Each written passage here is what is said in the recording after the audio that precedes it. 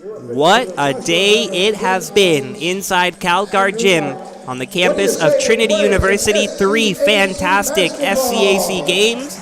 I think we can make it 4. I'm Brian Yanselson, joined by Reed Rosales, ready for the final quarterfinal of the game of the day between Southwestern and Centenary, the 3 seed against the 6 seed. The team's ready for tip-off. You see Braden Board, you see Brock Lichtefeld on the Tigers' head. Ready for what should be another thrilling matchup. You just saw one. If you were tuned in between Schreiner and Colorado College, went down to the wire, and we expect much of the same between the Pirates and the Gents. Opening tip goes to the Pirates.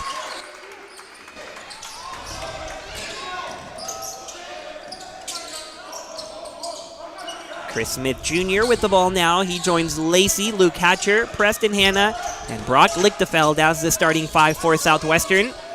Here it's Hanna trying to turn. Now reverses course over to Hatcher, who's doubled down low. Shot clock at 6. Hanna will put it up. And an air ball from Preston Hanna into the hands of Seth Thomas, who along with Braden Board, Takeem Singleton, Quentin Beverly are the starters for Centenary today. Ralph Johnson there as well. Can't leave him out.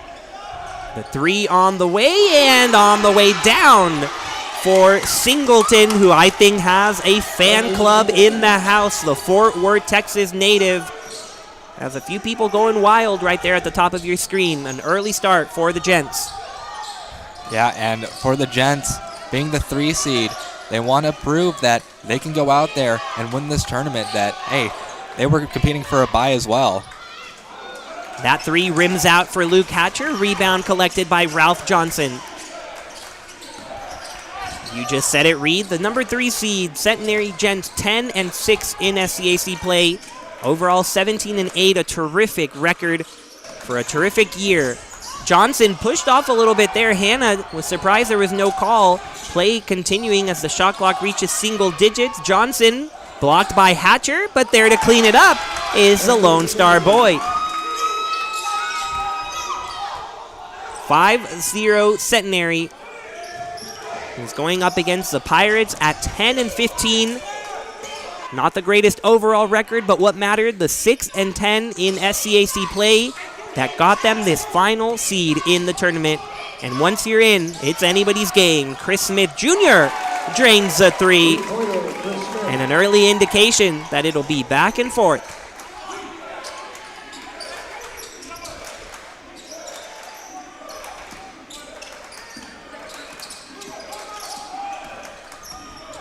Singleton, mid-air adjustment, gets it to Beverly, who goes left, banks it home. And I think these Louisiana kids are showing what's done in Texas. Quentin Beverly, the Katy, Texas native. So on a roster with nearly all Bayou members, it is the Texans running the show early. A tip ball will stick around with Southwestern. Katy and Fort Worth dominating the game so far. Yep. And for Centenary, they want to generate a lot of offense. They want to put a lot of points on the board because as of late, it's taken a lot to break 60 for the Gents. They haven't broken the 60 mark since last year. Preston Hanna will put up the 3. That one won't bounce in, and a frustration clap from him. Preston Hanna, the senior from Keller, Texas, as responsible as anyone for having Southwestern in this tournament. We'll walk you through how these teams got here as the game continues. Right here, a 3-pointer on the way.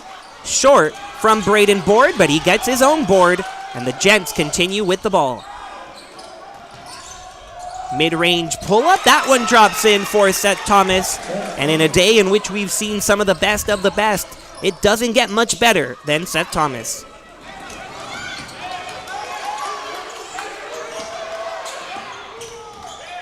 Here comes Lacey finding Hatcher. Slips, and that'll be a travel. We saw 7 of those from Colorado College. Really cost them possessions and the game. So not what Southwestern wants to see. Just a little slip up there for Hatcher, losing the ball.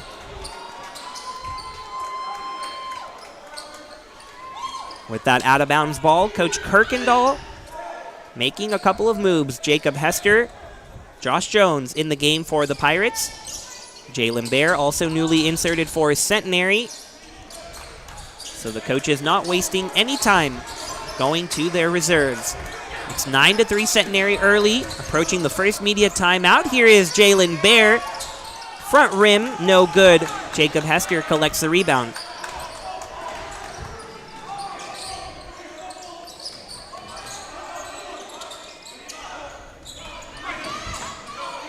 And Nakpane stopped in his tracks, now gets it back from Jones, trying to find Black down low. Instead, Jones pulls up from 3, it rims out.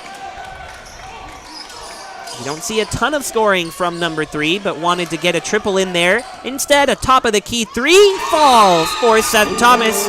And an early timeout called by Connor Kirkendall because the Gents have arrived, ladies and gentlemen. Yeah, and the Gents, they're a very good offense.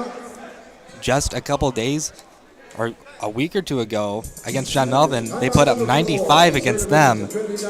And for Southwestern, it's a team that has taken a while to find their groove, but they finally have. They put up 81 against TLU. They won a chippy contest against Colorado College, 56-54, and an overtime win against Schreiner, 82-77, really cemented their place in the tournament. For Centenary and Southwestern, two very different journeys to the SCAC championships.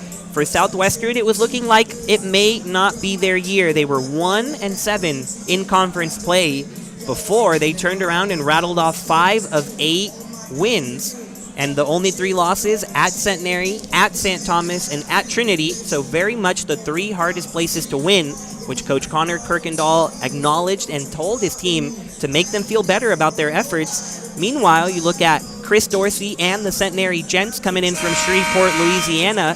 They were at the top of the conference early on, right there in the mix with St. Thomas, battling with Trinity night in and night out for that second seed. It was a matchup that we were keeping an eye on every night. How's Trinity doing? How's Centenary doing? Who's going to get the top 2? And it ended up being Trinity. So Centenary, that bye that they so desperately wanted, wasn't able to get into their hands, yet they're here, the number 3 seed, and ready to make some noise. Yeah, and that bye is just so important. It's been a while since a team that hasn't had a bye has won the conference tournament, but Centenary is definitely capable of bucking that trend. Nearly forcing a 10-second violation here. The Pirates do get it across and try to get into their offense that has certainly struggled, to say the least, this year. Under 66 points a game, that is the worst in the conference. They're down to 5 seconds here. The step back from Hester, well short. The rebound, though, goes to number 1, and he can't get it to go. Zach Black. Couple of decent looks at the rim, not falling for the Pirates, and it's threatening to get away from them early. If this Centenary defense clamps down like they so often do. You have a post-up move here. Nowhere to go, though, for Dylan Hooter. He has to check it back out, and Beverly will reset. Hooter sets the screen. The 3 from Bear. Line drive miss. That'll go out of bounds and go to Southwestern. Yeah, and these are teams that also like to play good defensive ball. The Gents, they held St. Thomas to 54 points. They lost that game, but they really showed that they can compete with the top of the conference.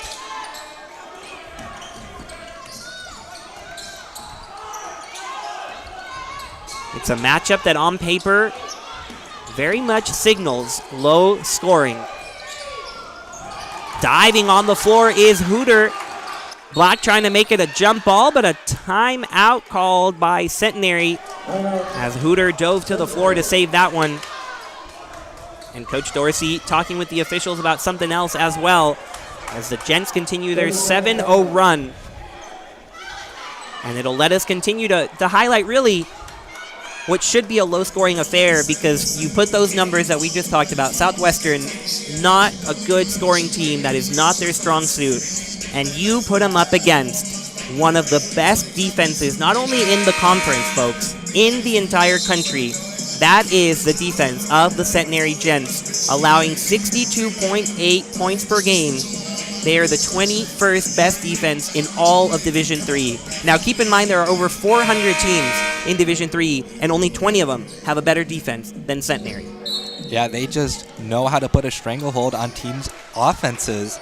And if you're Southwestern, a team whose offense has struggled, it's going to be a tough hill to climb. Coach Dorsey telling me this week that the defining moment of their season, as Bear can't get hold of a bounce pass looking his way, was a 3-hour practice in which all they did was practice defense. That was early in the season ahead of a trip to Millsaps. And look at the defense work. Diving to the floor is Black, but it's going to be a turnover headed towards Centenary. So just imagine a practice for 3 hours on a trip to Mississippi in which all you do is defense. I think it helps explain why the Gents are so solid defensively. Yeah, and right now you're seeing it on full display. Southwestern has only put 3 points on the board. 3 points, and we are 6 minutes past the start of this game.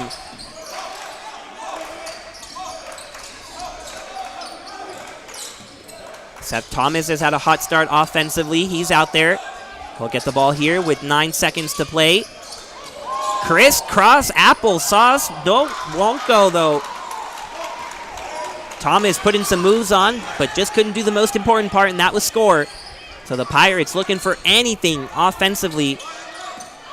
Jones kicks it to Toussaint. The three short again. All of these threes from Southwestern have been short. It looks like they've played 4 games today, like we've called 4 games. Yeah, and it's just that pressure from Centenary. That's what makes them so good defensively. Quentin Beverly trying to split the screen. Ball on the floor. And the Pirates trying to go quickly. Black corrals the pass. And that's going to be a foul. But Coach Dorsey is livid. Picking up the basketball on the left-hand corner of your screen. Thought that was a travel by Black. Foul number 2, Seth Thomas is first.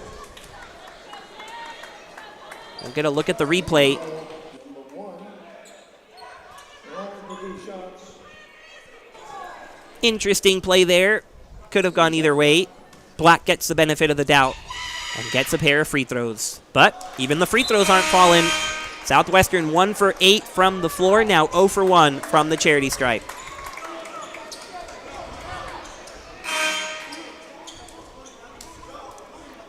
Braden Board back in there for Centenary. Meanwhile, for Southwestern, Quinton Hupp.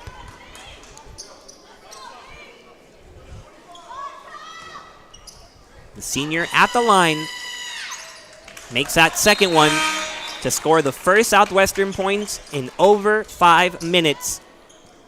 We'll see if the Pirates can use that to gain a little momentum. Just seeing the ball go through the basket once could help them out.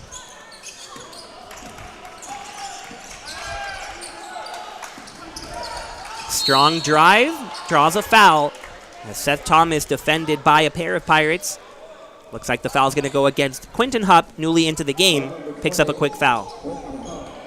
That is his first, and team foul number 1. Inbound goes to Braden Board. Swung quickly over to Ralph Johnson, who is the engineer of this offense. Now mid-range look. Off the front of the rim, rebounded by Luke Hatcher, who is one of the best at finding the basketball off a miss. Inakbene gets it to Hupp. Screen set by Hupp, clears the way for Hatcher. And a foul drawn by him will send Hatcher to the line for 2.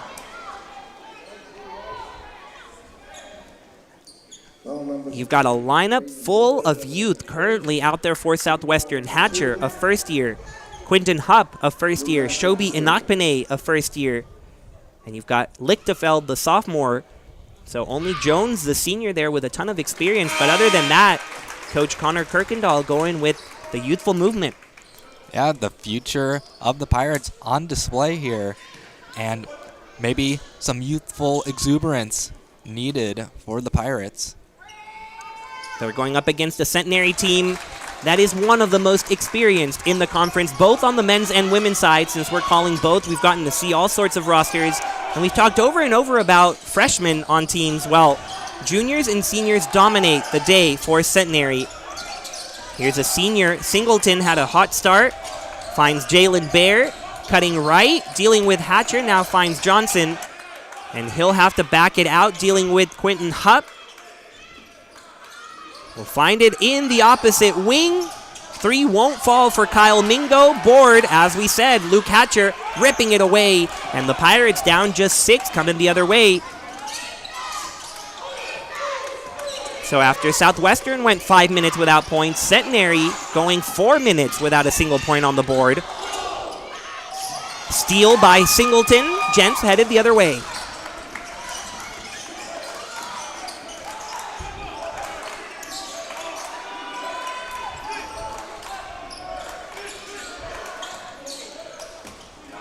Singleton, offensive foul.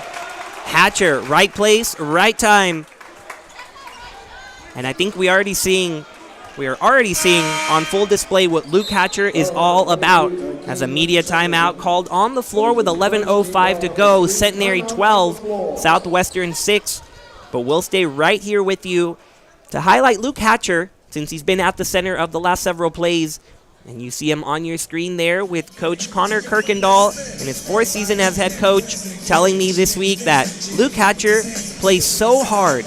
And when he is engaged like he needs to be and has a sense of urgency, he truly believes that Luke Hatcher can be one of the best players in the entire conference. Really high praise coming from head coach Kirkendall.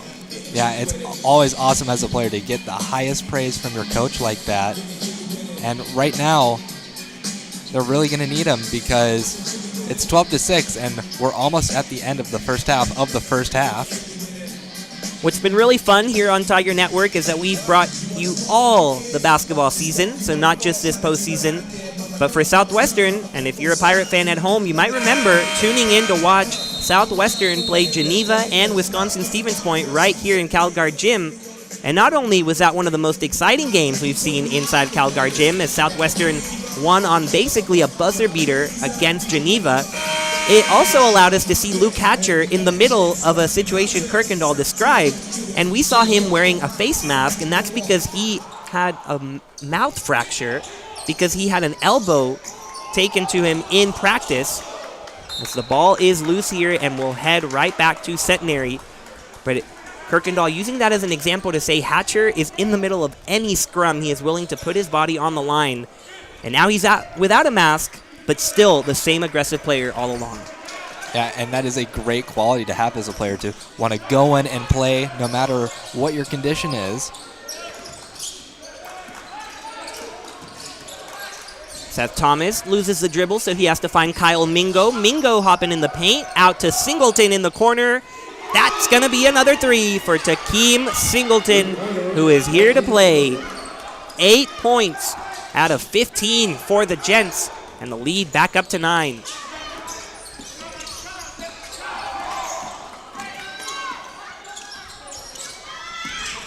Ralph Johnson, relentless effort, forces Hannah to get rid of the ball.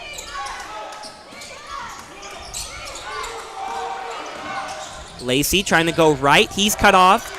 So Hupp has to reset with just 6 seconds to go. Hatcher driving in the lane, has it ripped away. And here come the gentlemen of Centenary. 3-on-2. Behind the back pass. Won't go down, but a foul called on the way. A pretty looking delivery from Seth Thomas. Yeah, beautiful delivery there. And for Southwestern, it's been a while since they've scored. 2 minutes. They're 0 for their last 5. And right now, Centenary has an opportunity to extend their lead into double digits. They do with that. Braden Board free throw, the junior from Rayne, Louisiana, has had a pair of his best games against Southwestern, 12 and 13 in the respective matchups, both of which went to Centenary. Connects on the second, and the largest lead of the day for Centenary, 11, with 9:59 left in the first half.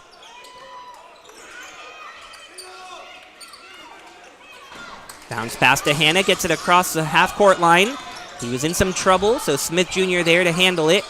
Lichtenfeld immediately doubled, immediately intercepted. Here comes Singleton.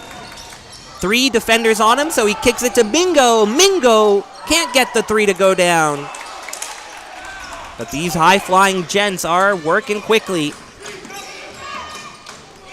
Meanwhile, Southwestern, not only have they not scored much, nearly every possession takes a long time. Not this one. Still a miss, though, and the board goes to Ralph Johnson. Singleton feeling great. Thought about it for a second. Now says, okay, let's back it out. Now I'll put it up. Boy, that would have gotten his fan club going if he hit another. Southwestern catching a couple of breaks with the Gents missing 2 open looks. Lacey out to Hannah. He'll try to knock it down. Not dropping for Hannah, though. And it's stripped away from Lacey. Centenary has to slow it down as the Pirates got back defensively, but right now we are not seeing the same Preston Hannah that you and I saw, Reed, to get Southwestern a playoff bid. Certainly not. And what they need to do is they need to get the offense going. They've only scored 6 in 12 minutes.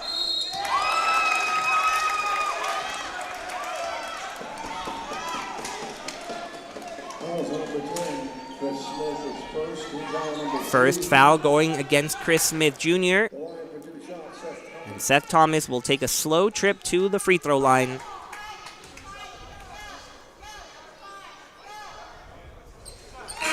That's point number 6 for Seth Thomas. But just to bring it back to that point about Hannah, if you're wondering what we're talking about, well, the senior had a career high 28 points, knocked down 6 of 10 from 3 against Schreiner in Kerrville to get Southwestern into this tournament. Had they not won that game in overtime, they would have had to come to Trinity and won, which they did not. So thanks to that performance by Hannah, these Pirates are playing in front of us today. Yeah, certainly a very clutch win at Kerrville. Not only to have a clutch win, but to have it on the road. Very impressive. Lacey utilizing a double screen, but there was some collision along the process, and Lacey loses it off his foot. Nothing working for Southwestern right now. Josh Jones will sub in for Lacey. Centenary firmly in control of this one, 19-6, despite them not really playing that well offensively. If you're Centenary, they're 1 for their last 7, but they're still on a 7-0 run because Southwestern cannot put the ball in the bucket. Inside pass to Jalen Bear. He'll back down the smaller Jones. Goes over the top. And the only way Jones could stop him was by fouling.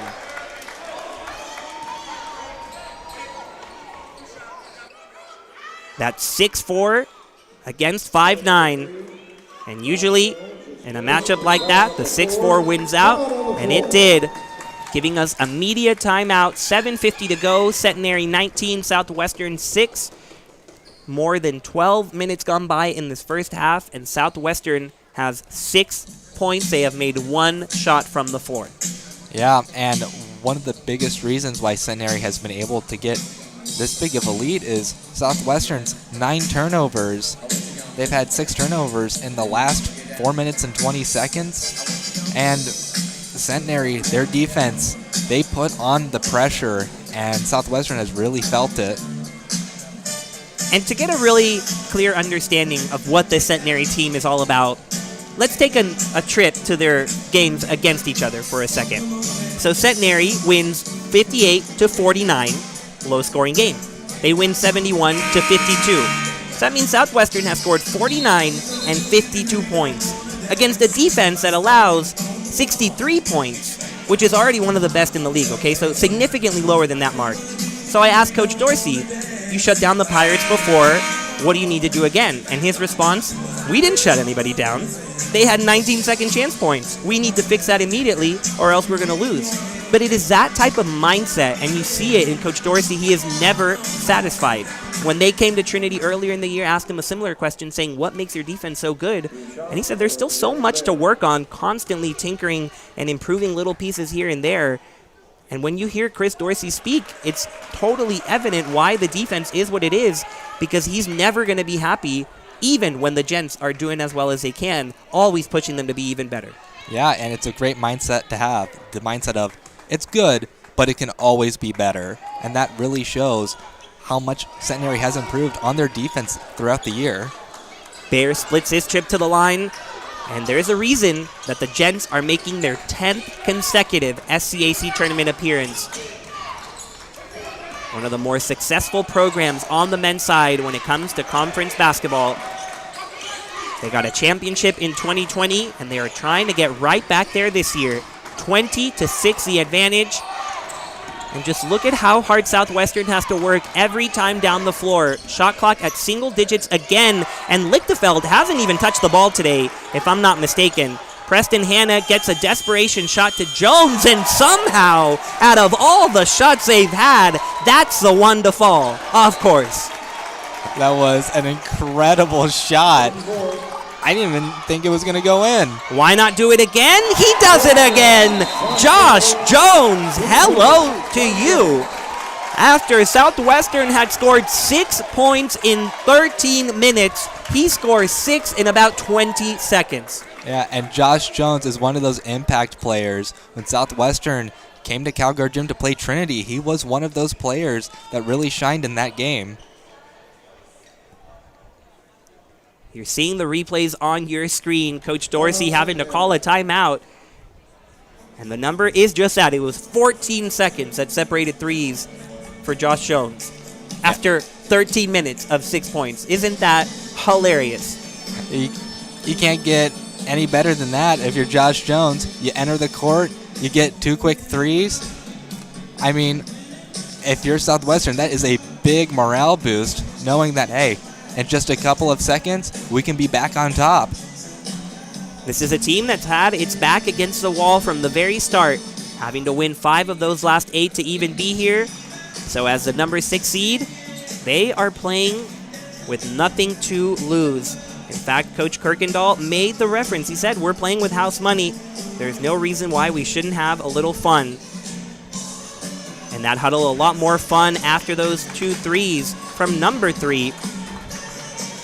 And it also highlights the point that despite the defensive start for Centenary that shut the Pirates down, the lead is just 8 after a couple of shots because Centenary's offense hasn't been clicking themselves. So now, a ball game in Calgary Gym. Jalen Bear with the ball gets it over to Beverly, right back to Bear. And right back to Beverly. Finally, someone else joins the game, Mingo. Thomas thinking about it. Finds a teammate. He'll pull up from 3, well short, but Mingo gathers the miss. Shot clock didn't reset, so Beverly has to put it up. And Beverly fouled on the way down. That was an instance where the Pirates were caught looking at the ball, and it was Kyle Mingo, the 5th-year senior, showing why he gets playing time as such a veteran leader on the court, getting the board and getting the free throws for his Gents. Yeah, and if you're the Gents, you want to start scoring more points to keep Southwestern down in that deficit. Rainbow shot falls down for Beverly. The freshman on this team that is so experienced, yet he has started nearly every game. Both his free throws are good, and that is a beautiful free throw shot. Makes you wonder how he's shooting 60% from the free throw line. That was pretty clean. And the lead back up to double digits for Centenary. Another tip pass. This one stays with Southwestern. Hanna takes his time. This 3 will not fall. Chris Smith Jr. knocks it off the Gent. Great effort by both sides. Both sides are clapping those, so hard to tell in that corner down there who got it. It is, in fact, going to stay with Southwestern.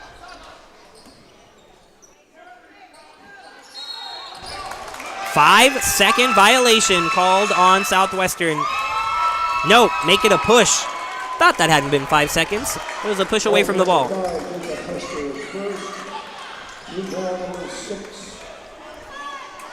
Team foul number 6 on the Pirates, so Centenary will shoot at least 1 if they get fouled the rest of the way in this half. Inside pass, finish, and 1 for Braden Board. Yeah, big shot for Centenary there. They're already ahead by double digits. They want to extend it before the half ends. He wasn't fazed by the defender Black right there near him. He kept going strong to the rim. And now we'll try to make it a 3-point play.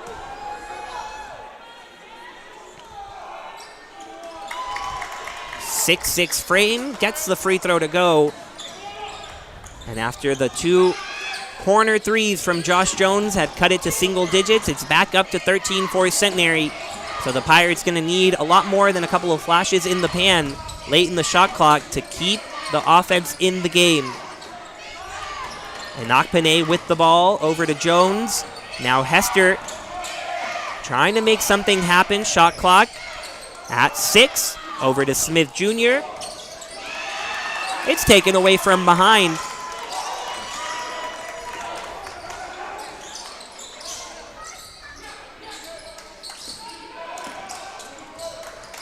Thomas making defenders bounce off of him. Keeps the offense rolling with Bear. Now Beverly back to Thomas.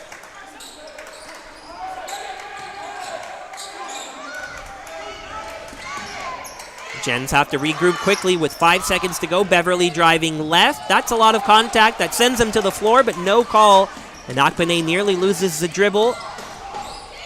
Now slows everything down for Southwestern. Black down low. Immediate double team and an immediate turnover. And if you've been paying attention, every time number 1 Zach Black or number 22 Brock Lichtefeld have even sniffed the basketball, 2 defenders have been immediately on top of them in the post. Yeah, and it's because of how effective they are.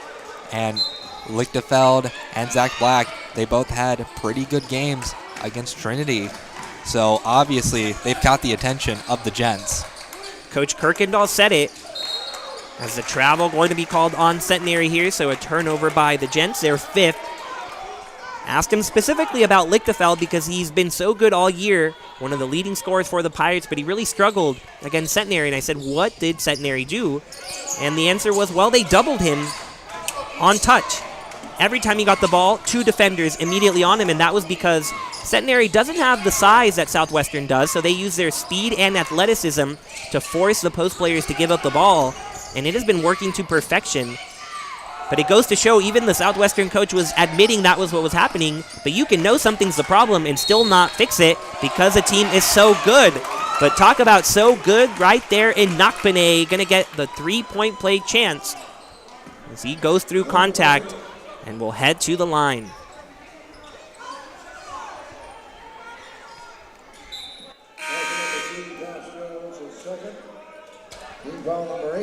Team foul number 8 against Centenary with 4:26 to go. As the officials cross paths with each other.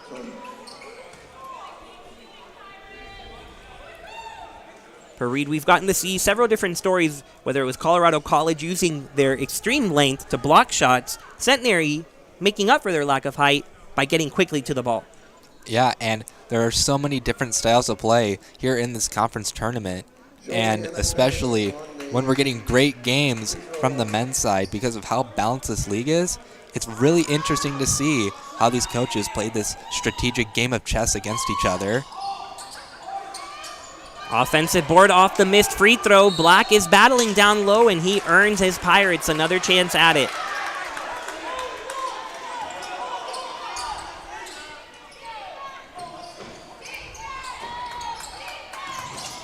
Black receives the inbounds. Toussaint circling around now, changes direction. Black asking for it down low. Can Anokpane get it to him? No, he goes to Toussaint. Toussaint, a hop over to Anokpane. Anokpane, too strong on the 3.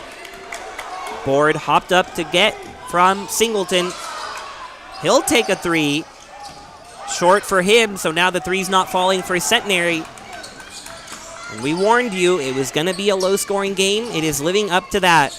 The 3 on the way from Toussaint. That one's going to go down. And Leo Toussaint, the senior from College Station, Texas, brings it down to 8 once more.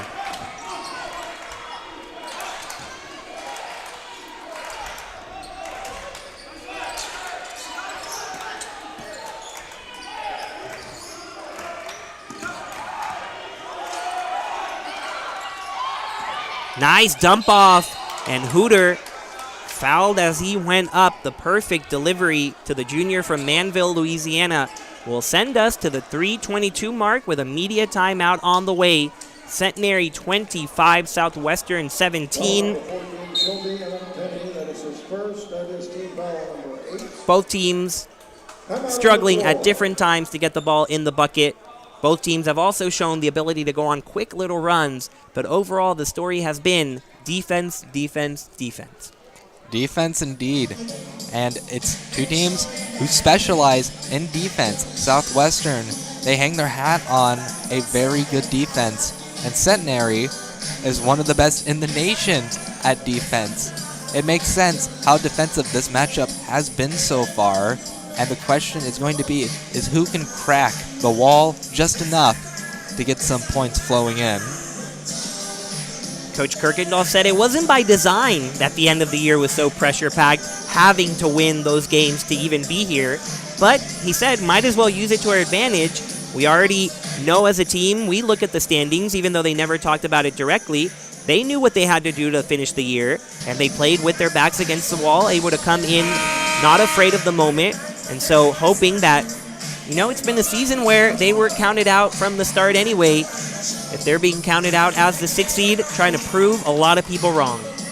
Yeah, and when you're playing with house money, like you said, why not have fun?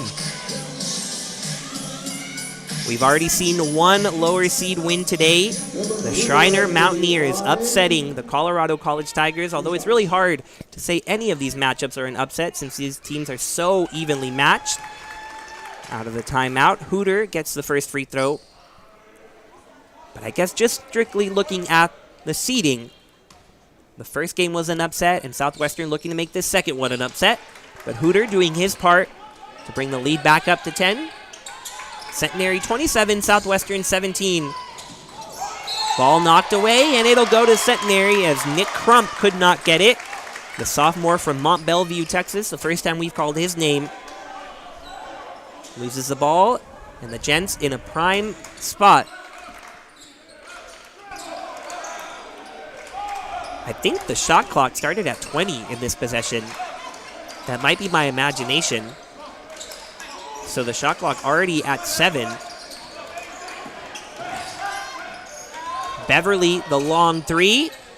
Rims out. Offensive board goes to Centenary as Jalen Bear gets another shot for his Gents. Now the mid-range look won't go off the window, but the contact on the hand will send him to the charity stripe. And if you're Centenary, that's what you want, because in defensive games, the biggest factor for them are how many times you get to that charity stripe and you're able to just inch just a bit more in the lead. First free throw, no good for the senior from Kilgore, Texas.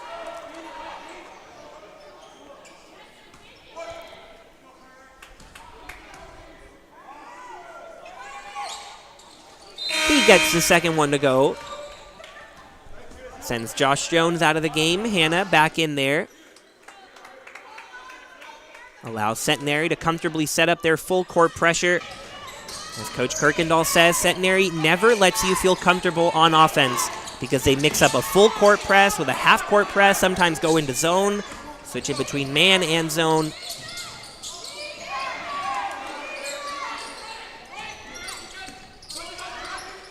Hannah, swing through, gets inside the lane, now has to kick it out to Hupp. 5 seconds to go. The first time they haven't really doubled the post player, and it results in a foul in favor of Southwestern. Black had to be thrilled to not see another Jet running right at him. Yeah, for sure. And right now, he'll have the opportunity to cut this lead into single digits. Zach Black in the line for 2. Zach Black averaging 7.7 points a game. That's the highest average of his career. Long stride on the free throw, connects with the first.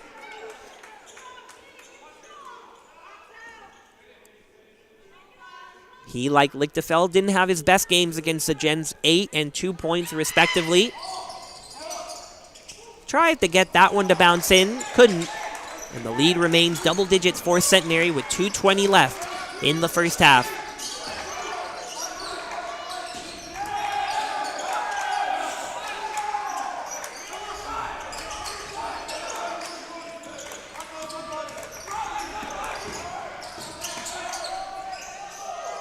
Southwestern fully in a zone right now, giving Centenary problems. Jalen Bear will have to do the deep three.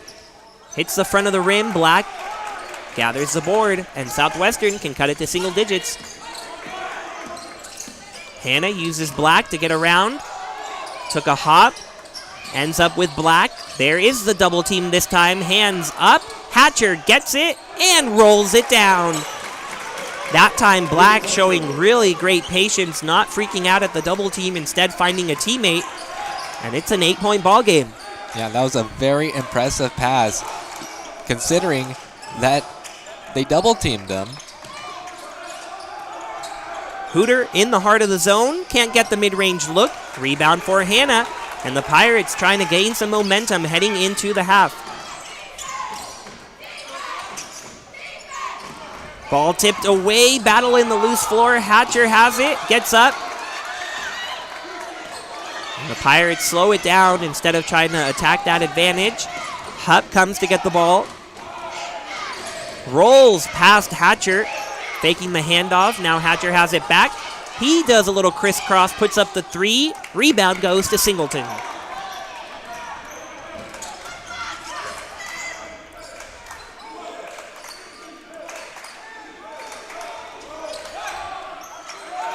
Top of the key three. Good for Jalen Bear. 3-pointer, Jalen Bear.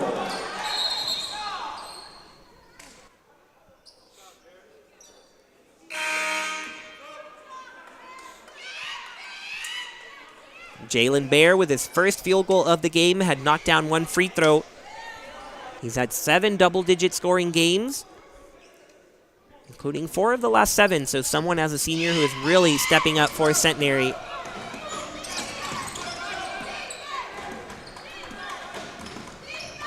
Southwestern has the entire clock to work with, no shot clock to worry about.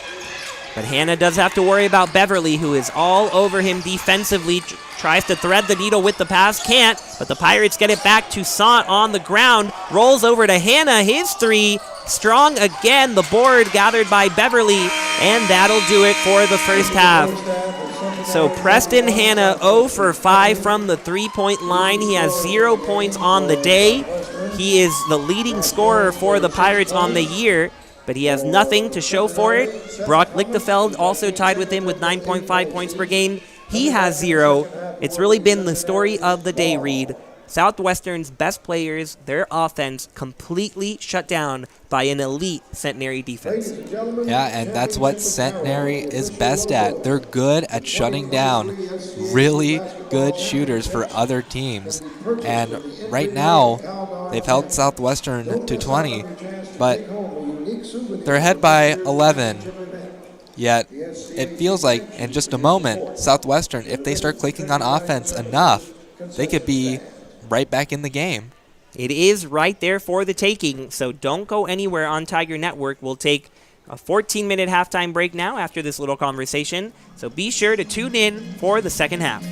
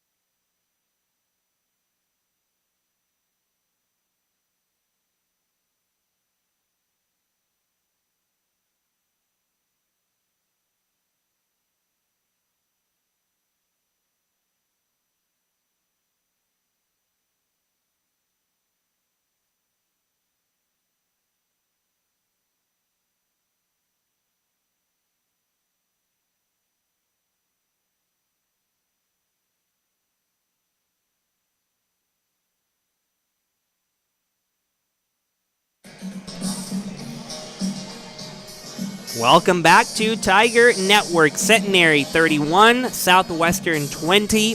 It has been a low-scoring affair. Some real choppy waters for the Southwestern offense, wouldn't you say, Dreed? Yeah, definitely choppy waters from the rogue waves created by these gentlemen. Nobody on either side has reached double-digit points yet. It's been anything but smooth sailing for these Pirates all year long, yet here they are as the number 6 seed when nobody thought they could get here, and they'll try to come back from down 11. It'll be Centenary with the first possession of the half. Same 5 starters for both sides. Southwestern starting immediately with a zone. Centenary dissecting it, trying to figure out how to beat it. Singleton certainly beat it in the first half. Won't here, as his 3 is well short. And the Pirates right now led by Sam Lacey at the point. Got a couple of bright spots from Josh Jones late in the first half. The Pirates had 6 points total through 13 minutes, yet in 14 seconds he got 6 himself. Here the Pirates turn it over, and Singleton has it taken away by Preston Hanna. Chris Smith there to help. And on the other end this whole time, my bad, didn't even see it. Hatcher still on the floor, holding his back, so we will take a quick break on Tiger Network. Hopefully Hatcher able to get up soon.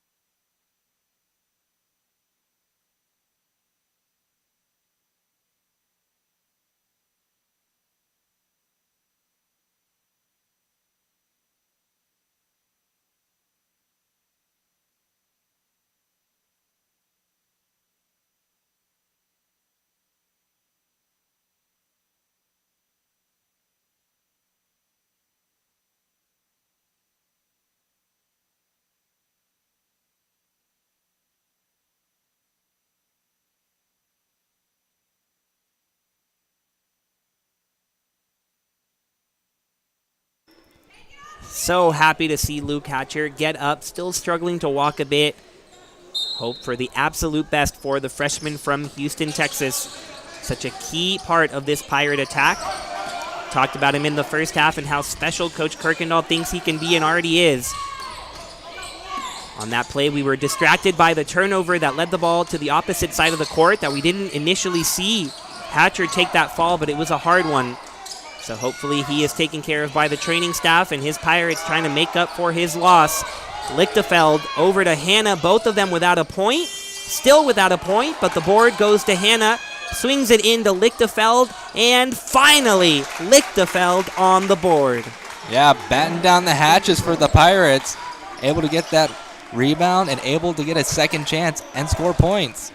Lichtefeld has 4 games this year with over 20 a game. A travel here will give the ball back to Southwestern, but for Lichtefeld, he is someone who can go off in an instant, one of the best and most efficient scorers in this conference, which is why it's so surprising that he has been held down.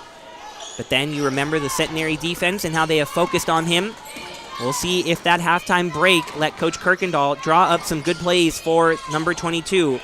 He's asking for it again right now setting the screen as Lacey has it in hand. Here is Lichtefeld, farther away from the bucket than we're used to seeing him. Drops it off for Lacey. There's Lichtefeld on the roll, and he drops it in. So there we go. Brock Lichtefeld, the sophomore from the Woodlands. No points in the first half, 4 quick ones to bring the lead to 7 for Centenary.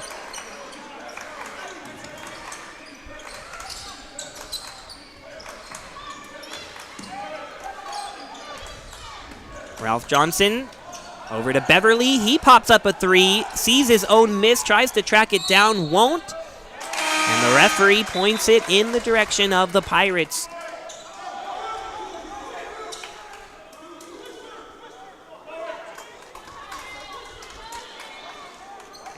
We kept cautioning Reed despite the shutdown defense of Centenary. Their offense wasn't running away with the game in any way. And here they are, only up 7, Southwestern with the ball. Just 2.5 minutes gone by in this second half, meaning we have a ton of basketball still left to play. For sure. And you got to remember that Southwestern, they have a really good defense as well. Chris Smith Jr.'s 3 hits the net, but not the net he wanted to hit.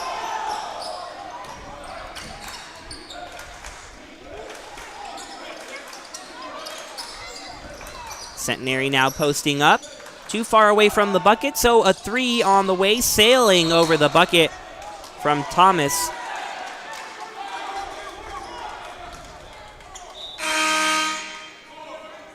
Ball knocked away there at the end. We'll keep it with the Gents wearing white tonight.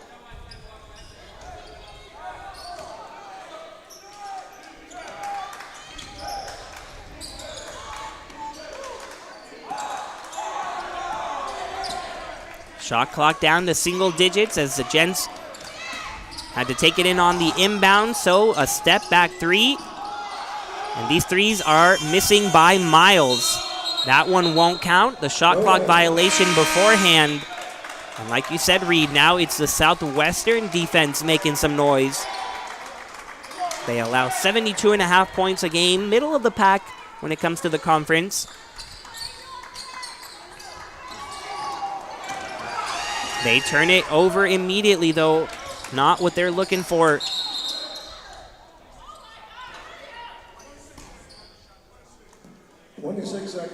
And now the clock has to be reset to 26, not 16. So some really choppy play to start this second half. Yeah, like you said, choppy waters, choppy play.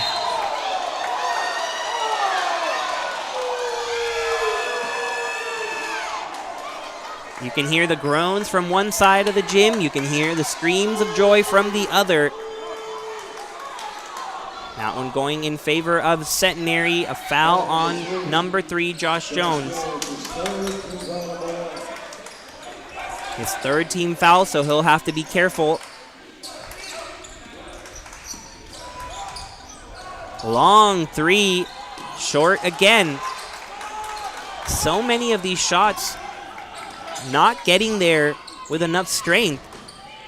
Lacey flying mid-air. Hannah maybe doubting after missing so many in the first half. Gets it to Toussaint, who had his foot on the line. Yeah, just a bit too much to handle. Had to take that extra step back, and that extra step, well, it really cost him there.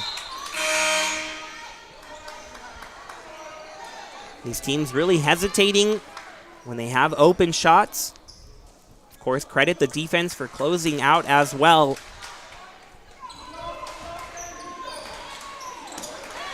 This will not be a game you show anybody who's a fan of offense.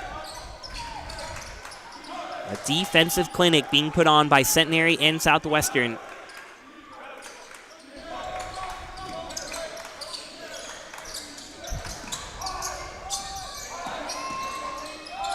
Trying to break the drought, and he does. Braden Board.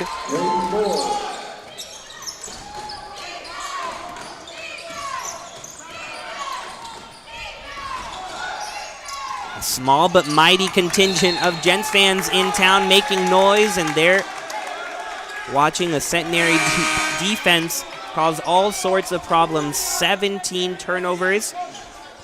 And we saw this at the end of the regular season, Reed, with Southwestern in town. They're barking a bit at the opposition.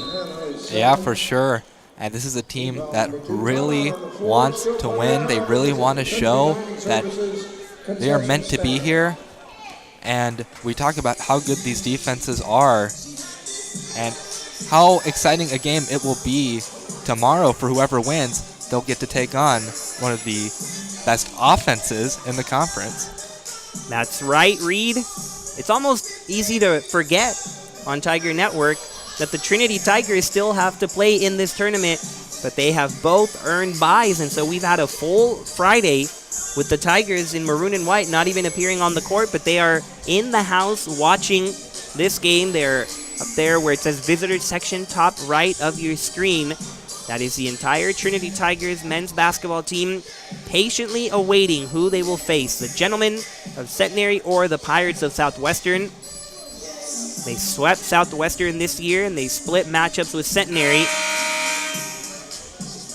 But one thing we know for sure, it'll be different from this one, in which two offenses that struggle to put points on the board. Tomorrow, one way or another, it'll be defensive strength against offensive strength, and it'll be ultimately who can break through. It will.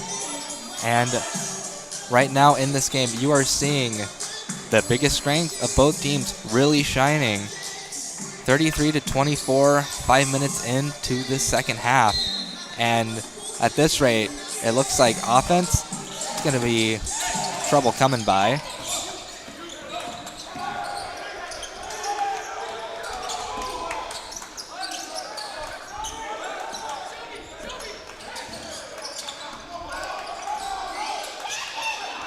Jen's trying to move without the ball as Beverly holds on to it. Now Board. Bear goes right, finds Beverly. Just a couple of seconds to go. His shot goes down. And the two most difficult shots of the entire game for both teams have gone down. Yeah, and right now Centenary extending their lead back into double digits. And in a defensive contest like this, that seems very big.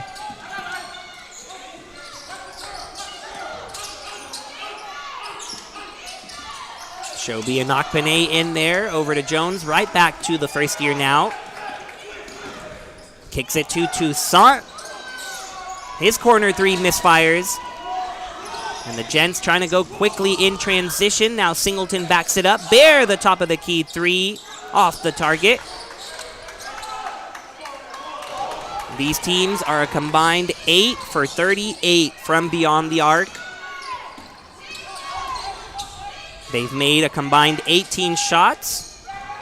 Not going to make it 19 there is Hester.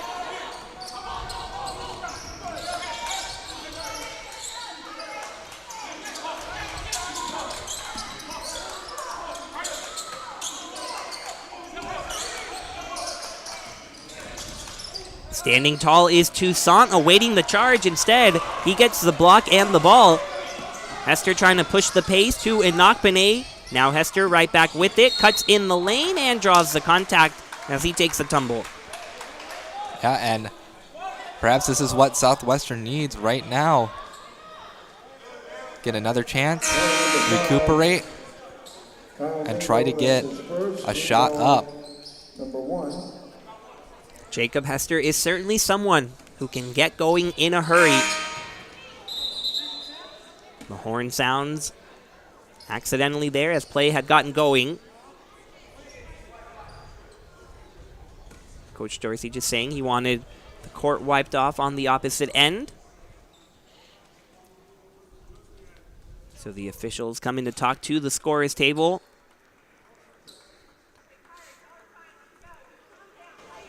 It's been a long day of basketball.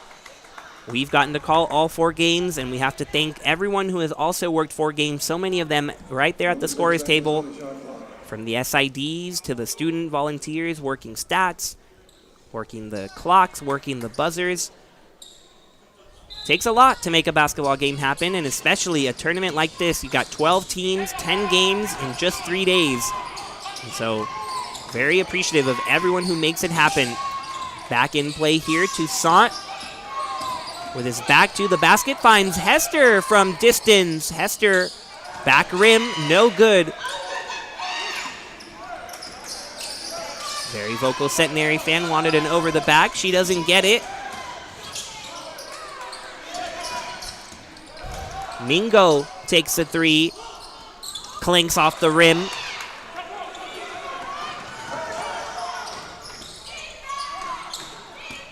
Hester, top of the key. Still nothing falling.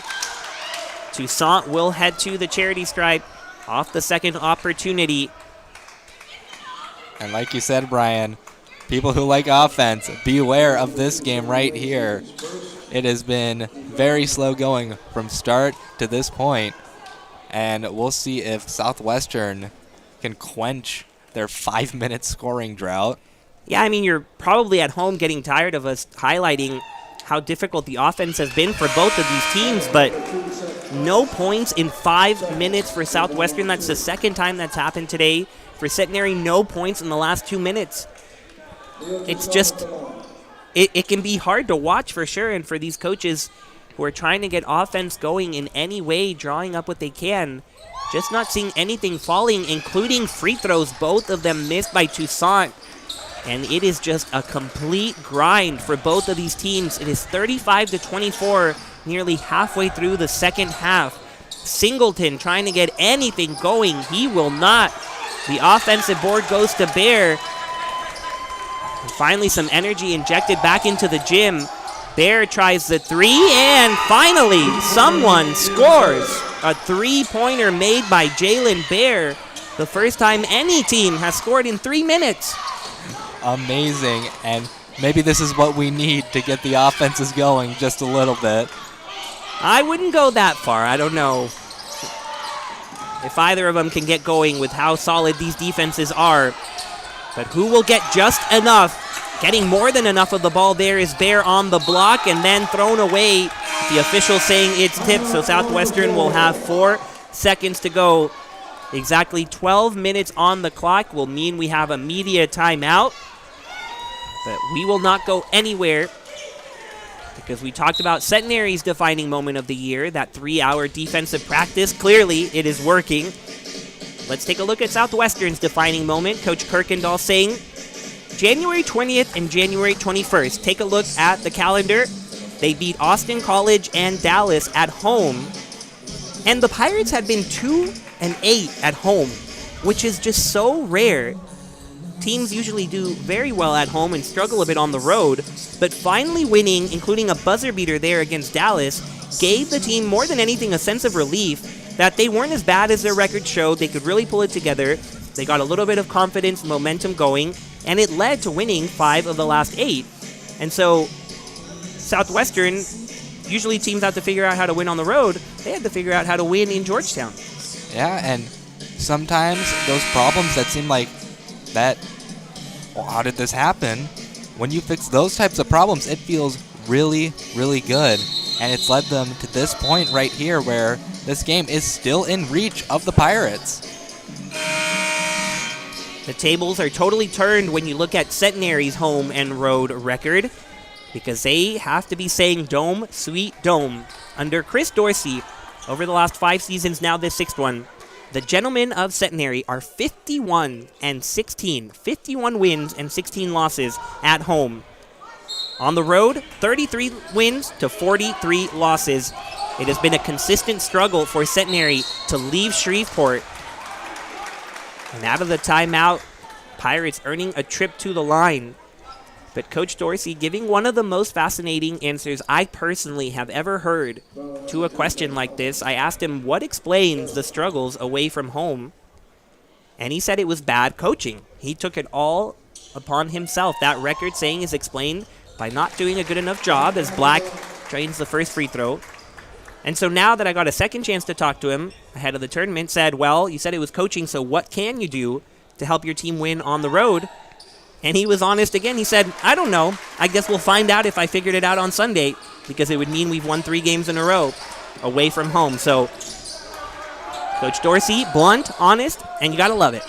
Yeah, you really do have to love how honest some of these coaches can be. Singleton step back. Both teams have struggled offensively, but one guy who has not is the Texas native Singleton. He is up to double digits with 11 and loving his fan club there. Now a steal by Centenary, and they're trying to put the pedal to the metal. Up 15 with 11 to go. Another 3. Another one connects. Timeout Southwestern as Centenary has finally found the bottom of the bucket. And with Southwestern still not scoring in the last 7 minutes, the lead ballooning to 18 for the gentlemen. Yeah, maybe some leaky holes in the Southwestern pirate ship as Centenary is really starting to click. The offense is finally starting to click. And right now, with how Southwestern's offense has been, a 20-point lead who knows? That may be just a bit too much. I guess you could say, Reed, that the Pirates have struggled to find the treasure today. Yeah, you really can. Maybe they need Dora and her map to say, where are the points? And everyone at home waiting to say, the points are right there, just go grab them. But they have not today. 26 points halfway through the second quarter, and the Pirates have not scored in the last 7 minutes. This is a Pirate team that had a heartbreaking loss last year in the SCAC tournament. They lost a buzzer beater to Shriner, so we highlighted it for Shriner on the positive end. It was a heartbreaker for Southwestern, though, as they lost in that first round, and they have never won this SCAC championship. The closest they got was 2009 when they lost a 5-point game to Center. So it's been a while for Southwestern, but Coach Kirkendall trying to bring the same magic he brought to Kerrville to Georgetown. We mentioned that Coach El Rakabawi was an assistant of Coach Kirkendall's at Shriner when they won the championship. Well, here is Coach Kirkendall shifting from Shriner to Southwestern and trying to bring home that same magic. A foul called on Ralph Johnson out of the timeout, but it really is an interesting parallel. Shriner had never won the conference, never gone to the NCAA tournament. Coach Kirkendall took them there. Now he's going to try to do the same thing with the Pirates. Yeah, and well, you already have someone with experience. He knows what to do. Ralph Johnson fires it into Singleton, gets away from him, and it'll go to Southwestern. Although the Centenary bench, adamant that that was off of the Pirates.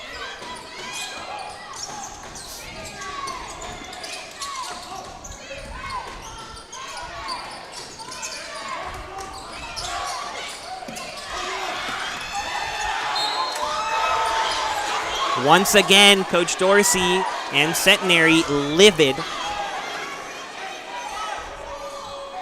think you might have gotten a glimpse at the bottom left of your screen. Not quite sure if it appeared. I don't think it did, but now you do see him. Coach Dorsey not thrilled with the officiating on these last couple of calls. The Pirates have 2 seconds to get it across half court. They do on the inbounds. Here's Hannah, who is still not scored. And look who it is, Luke Hatcher. Looking as good as ever. Thankfully back in the game after that hard fall.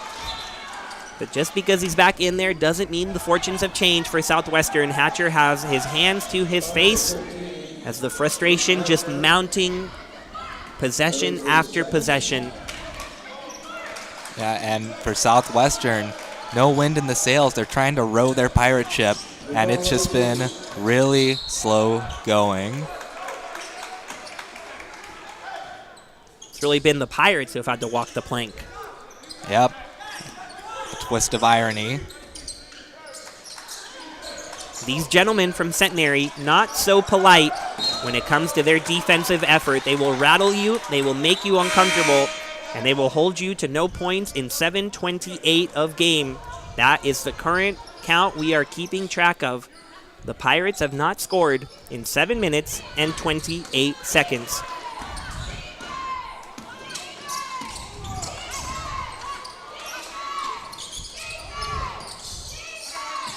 Hannah will try to get a three to fall, and he has to be saying finally, and he looks up at the sky after that three, puts both hands up, and says thank you for finally getting a three to go. Yeah, the points were right there. There you go. They listened to Dora. Now they'll need to listen to her a little bit more in the last 10 minutes. Through all these droughts, it's still just a 15-point game, and the Pirates force a travel. And we say how Centenary's offense has clicked. I mean, Southwestern is still very much in this game. Lichtefeld taking his time down low, gets his third bucket of the game. After a silent first half, he's got 6, and Hannah hitting that three. That's what the Pirates need. They need their stars to step up and cut into this deficit.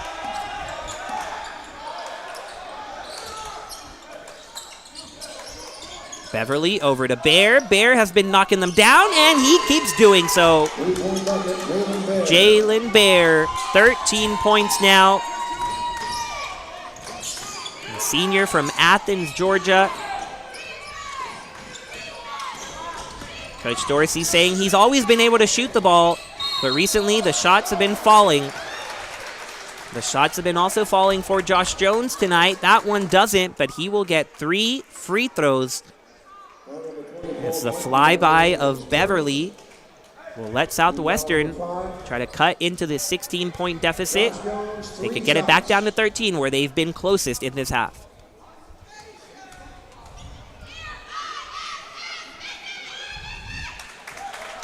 First one, true for the senior.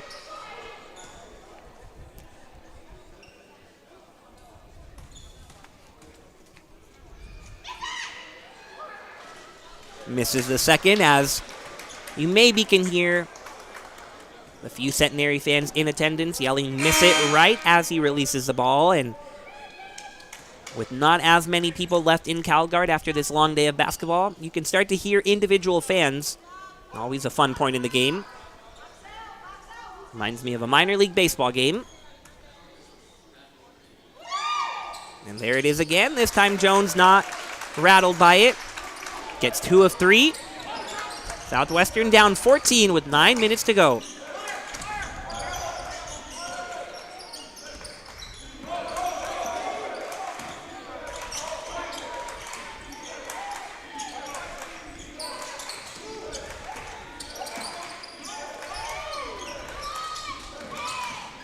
No rush for Centenary offensively. Now they do have to go. Ball knocked out, and it'll stay with them with 4 seconds on the shot clock. Thomas had a great first half. He's been much quieter since.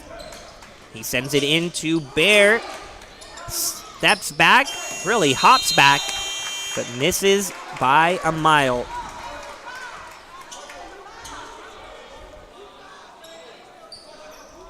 Shot clock violation forced by this Southwestern defense.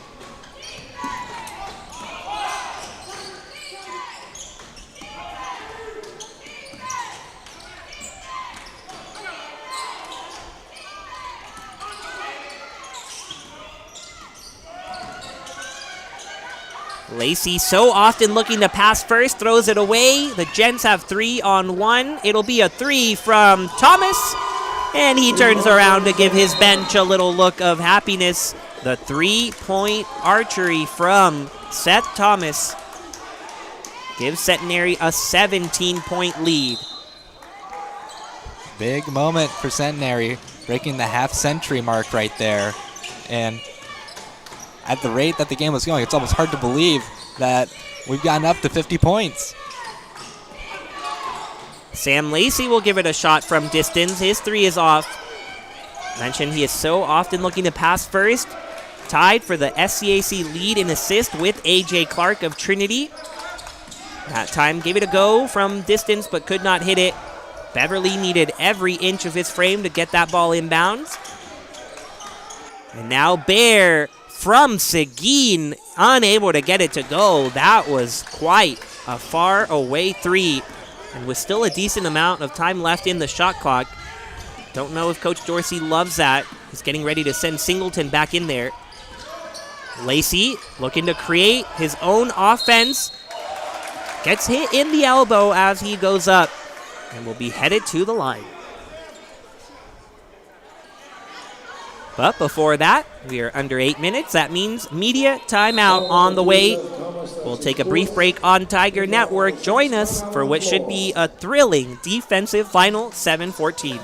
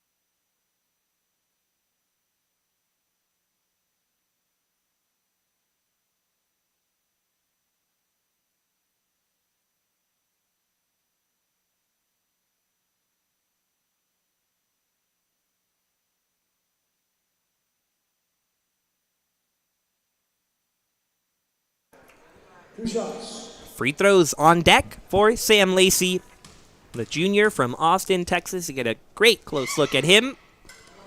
Gets that first free throw to go. Coach Kirkendall calls Lacey a truly selfless player. Understands what he can and what he can't do. Sometimes looks to pass a little bit too early, so they've been wanting him to create a little bit more. And on the last couple of possessions, we have seen just that. But overall, they love giving him the ball as he misses the second free throw, but an offensive board goes to Lichtenfeld and the Pirates. They trust him at the point guard position because of his high IQ. Here he gets it to Jones. Now Lacey. There he passes up a good look. Driving inside, gets it to Hatcher. He takes a jab step in, and that jab step was a travel.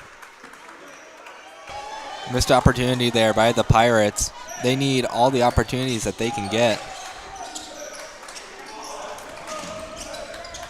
Really attacking the basketball now. That zone intensifying in the final 7 minutes. It'll be a tall mountain to climb, and these Pirates are no mountaineers. Those belong to Schreiner. But a carry by Ralph Johnson will help out.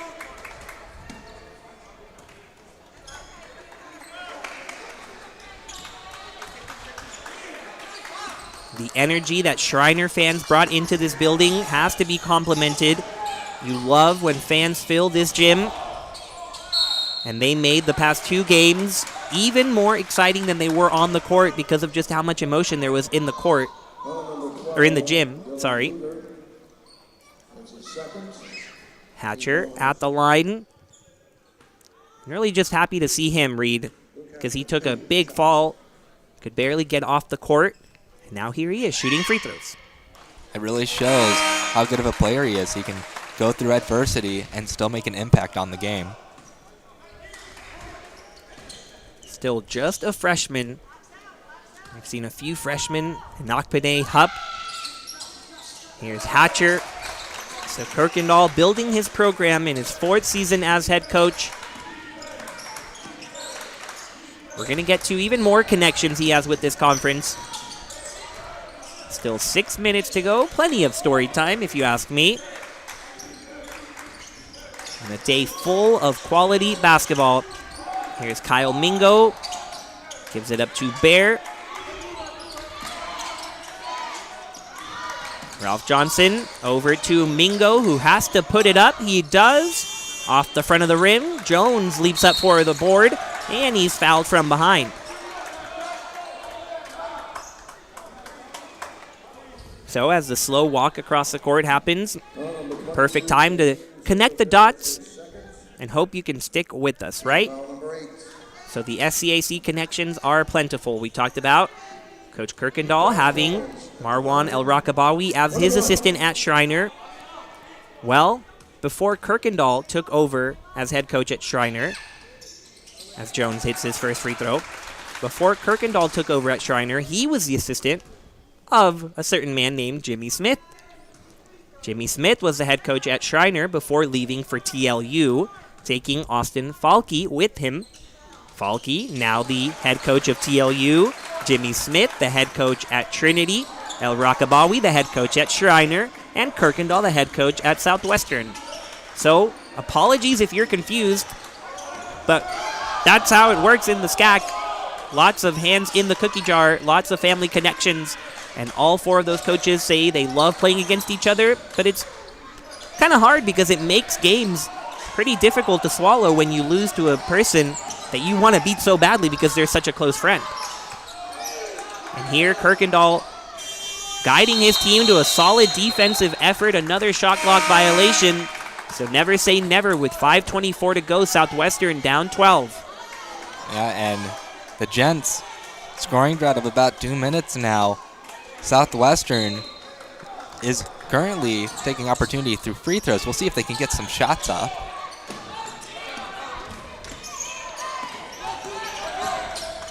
Jones trying to bring back the three-point magic. Won't rattle home. Cleared out by Singleton, who then has it taken away by Hatcher and Jones. Hatcher goes up strong. Offensive foul. Southwestern can't believe it, and Hatcher takes another tough tumble.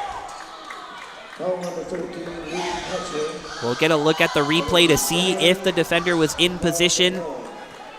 As Hatcher really just struggling to take steps now, but still fighting hard, living up to Coach Kirkendall's praise as one of the most relentless players he has.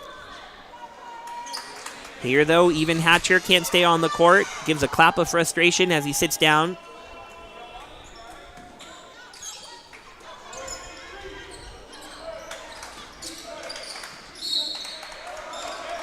Kickball.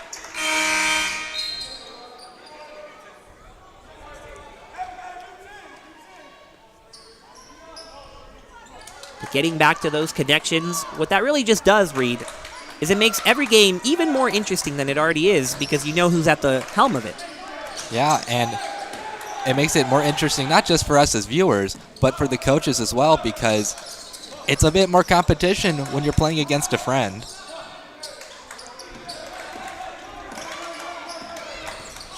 Ralph Johnson finding Jalen Bear in the corner. Hannah wipes the rebound away, and he's fouled on the way down.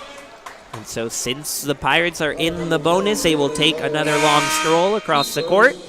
And they're going to try to build their way back, starting at the free throw line.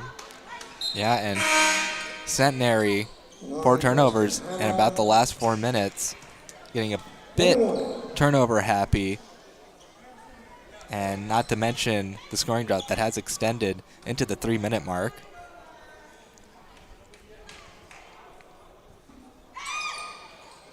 Hannah gets that first free throw to go. Centenary's struggles offensively have been masked a little bit by their success from the three-point line. They've made 9 of 31 there compared to Southwestern's numbers. A whole lot better. Southwestern didn't hit one until this half.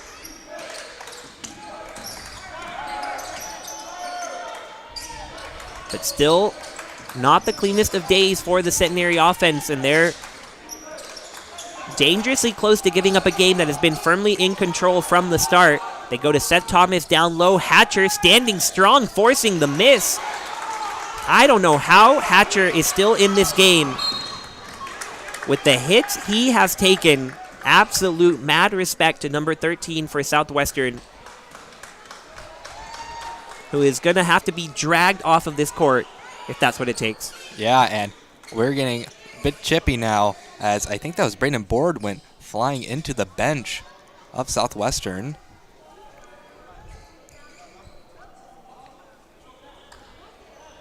These teams have 4:05 left in their season. Who will extend it? That's why things are getting tense.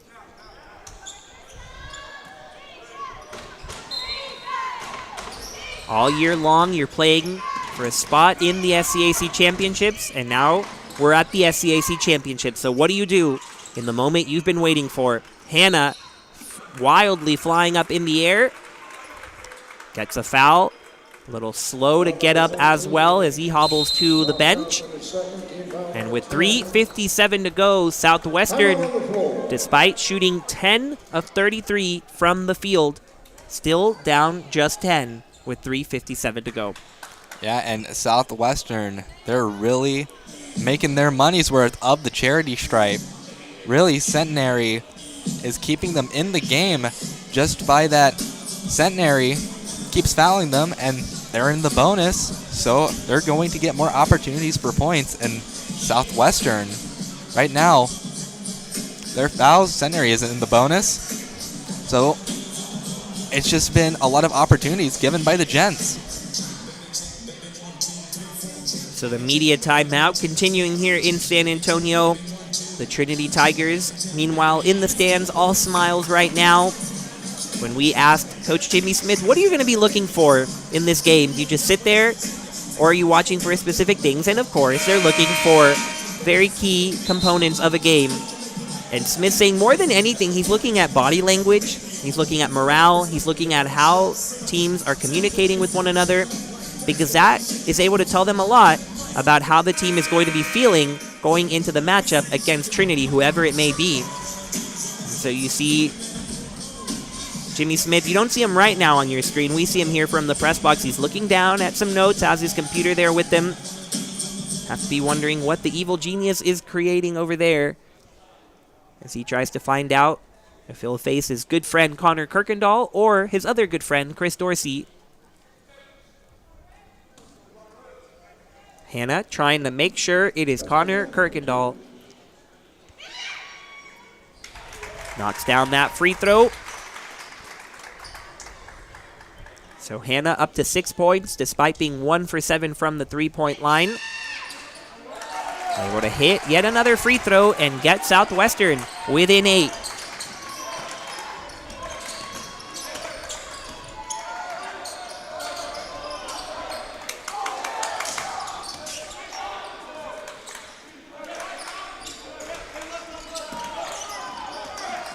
Pirates switch on the screen for the moment, now get back to their original positions. Braden Board steps out. Jalen Bear circling in the lane, the drop off, and tries to finish there. He gets it. Seth Thomas didn't have it at first, but if you fail once, try and try again. 10-point lead once again for Centenary. He's just trying to keep their arm outstretched far enough to keep the Pirates at a distance. Hatcher beyond the arc. Rattles out. Board goes to Centenary. And quite the look given by Seth Thomas there as he cleared the rebound. And Coach Dorsey saying what makes Thomas so special? Well, first and foremost, his dog mentality. That is exactly how he said it, how he wrote it. And I think we saw a little bit of that on the rebound, telling his opponent, back off a little bit. Yeah, and when you have that dog in you, you're a fighter. And we've really seen him fighting tonight. And he's just been so key to this Gent offense and defense.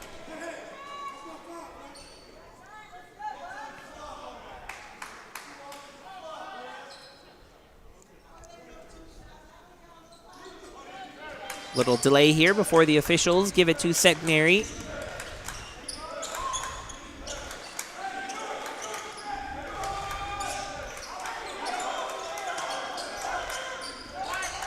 Both coaches standing up, very invested in their teams, giving directions. And it's Southwestern who comes up with the defensive rebound. Preston Hanna pushing ahead, throwing it away, but it was tipped there. And Hanna, one of a couple of seniors fighting for their lives right now. You spend 4 years in a program, you make it to the postseason, and you want to make magic happen. Can anyone step up for Southwestern? Lichtenfeld doubled. It'll be Lacey over to Hanna. Hanna takes the pump, now puts it up. Too strong for him. Hanna will get another go at it. Still not falling. And the loose ball foul as Hanna puts both hands on his head. He has just been tremendously frustrated from the start. Southwestern will get a couple of free throws as Lichtenfeld looks to build on his point total. But the chapter in this book that is being written is one of Centenary shutting down Southwestern's 2 leading scorers.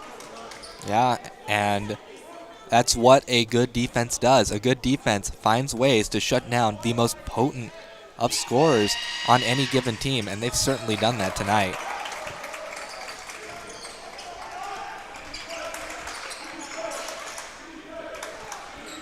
Second free throw from Lichtenfeld does cut it to single digits again, but the Pirates have not been closer than these high single digits in a while. Chris Dorsey gets a timeout as Johnson was trapped there in a double team. So we'll take a break with 1:57 to go in Calgard Gym. Centenary 52, Southwestern 43.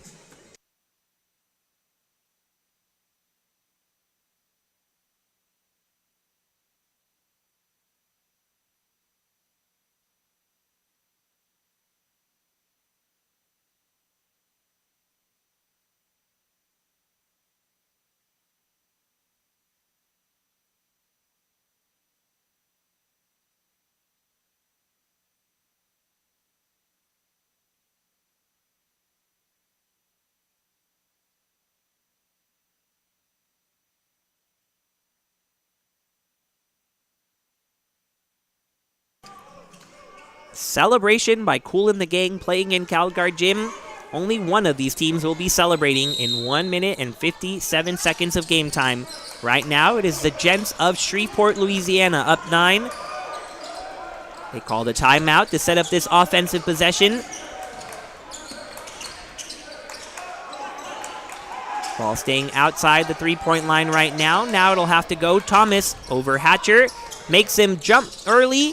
Then the board tried to get it, did Beverly, and now he does after it's tipped in by his teammate Bear. And a foul called on Josh Jones.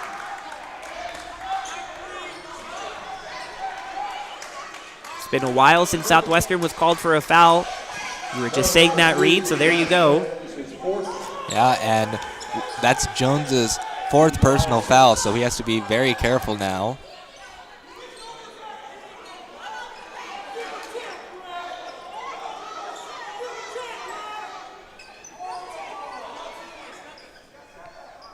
And as the wiping occurs, trying to let you hear, if you can, the shouting coming from Connor Kirkendall. And the referee having to tell him to calm down.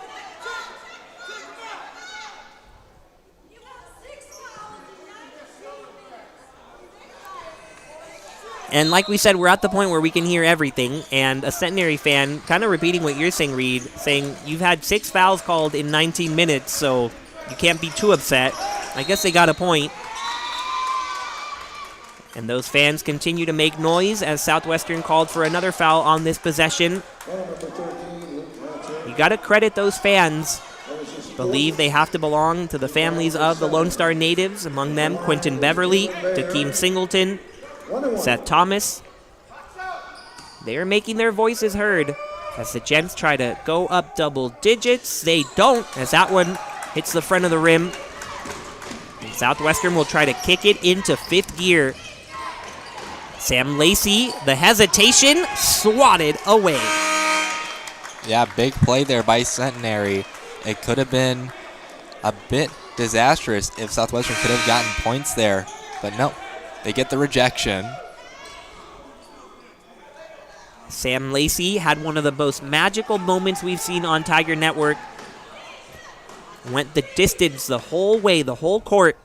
Able to put up a layup to beat Geneva on a nearly last-second shot. Geneva did get a chance to win it offensively. They missed their shot, but it was Lacey at the end of the day who got the win. Here, Lichtenfeld goes strong to the bucket, and one for him. And the Pirates can cut it to 6 here. It's good for the Pirates. If you can make it a 2-possession game, 1 minute, 15 seconds, you can definitely put up 6 more. But it's going to fall to Lichtenfeld here.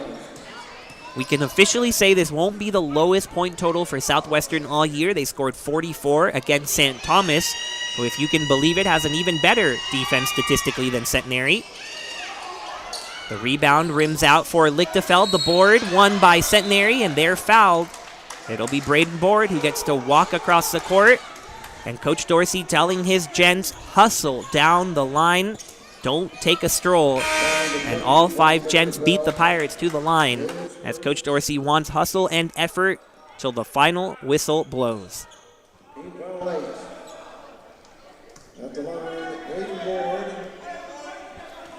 Little 12-2 run by Southwestern in the last 6 minutes, which extends a lot, but Centenary hadn't scored in 2 minutes. Now off that schneid with the free throw from Board.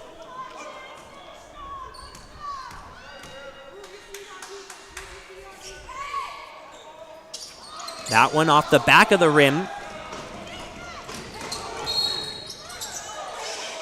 Foul before Hatcher could get to the bucket.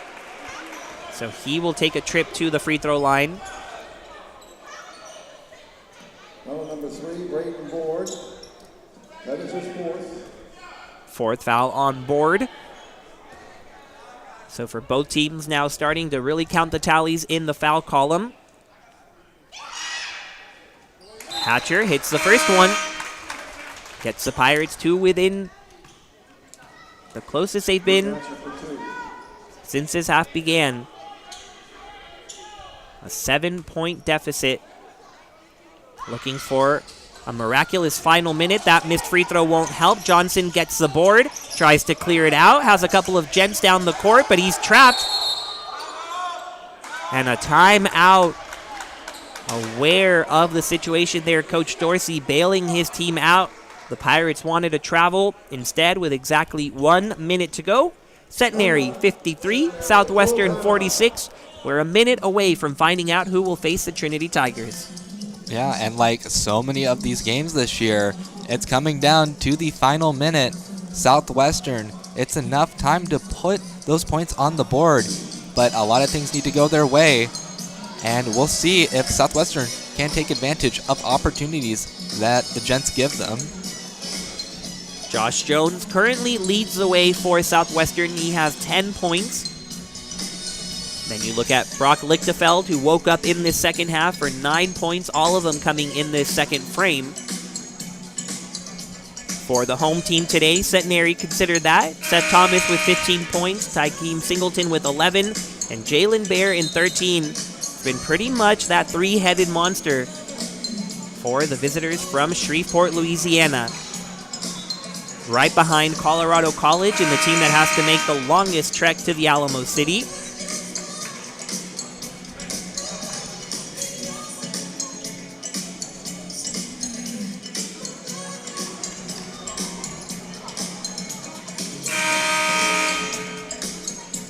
The good music continues inside the gym, but it'll have to be cut off by the buzzer. Southwestern trying to stay afloat. Just 60 seconds left in their season. A season that saw them start 1-7 in conference play, but they were able to get back in it, compete, and in the final weekend earn their spot here. Out of the timeout, a foul called on Inokpane. He was fouling right from the start. It took a couple of seconds to get the call, and every second so valuable for Southwestern right now. Yeah, and full compliments to this Gents defense for putting Southwestern in the situation that they're in right now. It's a 1-1 for Centenary, so they have to hit this first one to get a second. They do. Tykeem Singleton started this game on a roll, trying to end it on a roll. He missed all of last season. Says his favorite athlete is Jason Tatum. Well, he's been playing a little bit like him today.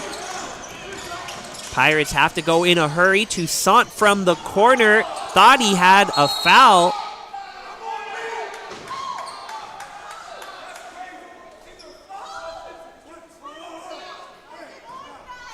So now both coaches have been warned recently. Coach Dorsey saying that Toussaint kicked his foot out, should have been called for the offensive foul. Instead, on the loose ball, rebound went to the Pirates, and Lichtefeld will get yet another opportunity to connect on some free throws.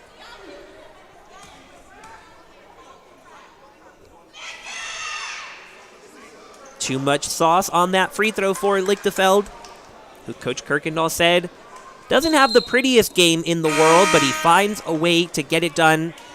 In particular, says he finds the right angles to get to the rim. And as for what his next step would be to elevate his game to an even higher level, well, adding a little bit more touch. As a big man down low, when you are doubled or when you are going against a bigger defender, being able to go over the top of them. He'll check out here after the second free throw. Southwestern down 8. With 48.9 seconds to go. Gents get it across the half-court line. Pirates wanting to foul, and it took several seconds off the board, 5 to be exact. So Centenary, more free throws. Although because of what you highlighted, Reed, the lack of fouls early in the half, it continues to be a 1-1.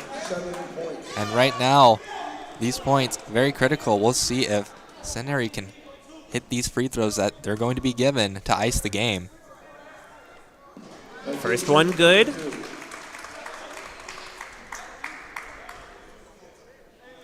Stats show that as the 9th team foul, so that would still be the single bonus, but everybody acted as if he had a second guaranteed free throw. Either way, he made it, so it's a moot point. With 43.5 seconds left, Centenary trying to go back up double digits, and they do. Takeem Singleton now tied with Thomas for the lead with 15 points. Thomas has fouled out, so we will not be seeing him. Hannah misses on the layup. He continues to fight, tries to slap it away. Toussaint will foul board.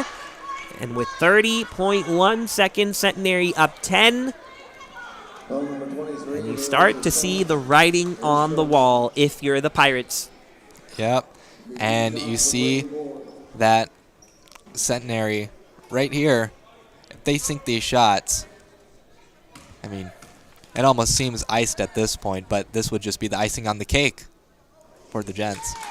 Icing won't be placed on the cake with that free throw. For Centenary, who won on December 16th against Southwestern, 58-49. They can't get to 58 there. 2 missed free throws. Just getting ready to say that 58 points is the fewest Centenary has scored in a win. And I think they may beat that by 1. The Pirates give up defensively and let the final buzzer sound. A defensive battle from start to finish is edged out by the Centenary Gents. They are moving on to the semifinals, and they're going to face the host, Trinity Tigers. 57-47 the score. The Gents absolutely stymie the Pirates offense that went 5 minutes at one point and then 7 minutes at another without scoring a single point. They scored just 47, their second lowest of all season long. And it wraps up a full day of 4 quarterfinals that finds us with TLU, Schreiner on the women's side, and Schreiner and Centenary on the men's side, moving on to the semifinals. Yep, and all of these games have been great today. And we will see tomorrow, as those teams that do have byes, we'll see how the teams that played and won today will handle against a team that has had the great ability to watch from the stands. Absolutely. You have the Trinity Tigers on the men's and women's side. You have the Colorado College Tigers on the women's side, and the St. Thomas Celts heading home to get a good night's rest and ready to step onto the court for the first time. They know their opponents. They know what they have to do. Now we'll find out what ends up happening. It has been an amazing day of basketball. We started at 12 p.m. It is 9:17. Thank you to everyone who joined us throughout the day. If you watched 1, if you watched 4, if you watched 1 minute of a game, we appreciate you tuning in. And thank you to every single person for making this happen on this magnificent Friday afternoon. For Reed Rosales, I'm Brian Jenselson. See you tomorrow for the semifinals.